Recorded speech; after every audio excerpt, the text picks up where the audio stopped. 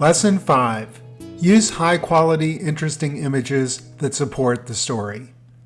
While they are writing the script, students should think about what kinds of images they will be able to use in their digital story that will add meaning and interest. Students generally search for online images first, but they often select low-quality, low-resolution images that appear first in their search query. A low-resolution image can often ruin a digital story because of the blurry quality. Often, students do not realize that they can limit their search to high-resolution, large-size images in a search engine. On certain topics, it may be more appropriate for students to take their own pictures with a digital camera, scan images from books, newspapers, or magazines, or create charts and graphics in a program like Excel, or even save PowerPoint slides as still images for use in their digital story. Lesson 6. Use meaningful file names of images and other media. When downloading media from the web for use in a digital story, the file names should be rewritten using descriptive information without any spaces in the name, but instead using dashes or underscores. In some cases, original images may have meaningless names that will make them harder to identify among all of the images that have been downloaded. For example, this image of the rings of Saturn was saved from the NASA website with this actual file name, 216200 main_PIA 10246-516.jpg. It would be much better to rename this image so that the file name accurately describes what the picture shows. So Saturn-rings.jpg would be a much more appropriate name for this file. Lesson 7. Create a detailed storyboard before creating the digital story. Creating storyboards is an often overlooked part of the digital storytelling process, and for many students, storyboarding may seem like a tedious extra step in the development. However, storyboarding can be a valuable component in the creative process by allowing students to organize images and text in a blueprint fashion before the actual creation begins.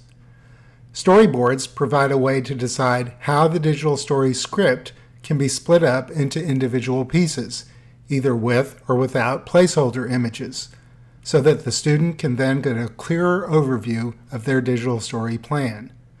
Because they can see the entire plan laid out in front of them, storyboards can also inspire new ideas, as well as let students rearrange existing resources before the final development begins, when changes may be harder to make. Storyboards may be created on a computer using programs such as Microsoft Word, Excel, or PowerPoint, as well as with specialized software, such as Storyboard That. Storyboards may also be sketched by hand, allowing students to complete this phase of development without using a computer. The most important thing to remember is that creating a storyboard is an integral part of the pre-development process that has many potential benefits and should not be overlooked.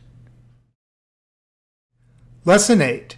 Carefully organize all digital story materials in one location. Our experience has taught us that a system for cataloging all of the digital story materials will help students stay organized and allow them to more easily locate all of the important files they will be using in their digital storytelling project. We have seen far too many cases where students have stored files in numerous locations only to become frustrated and discouraged when these files cannot be found.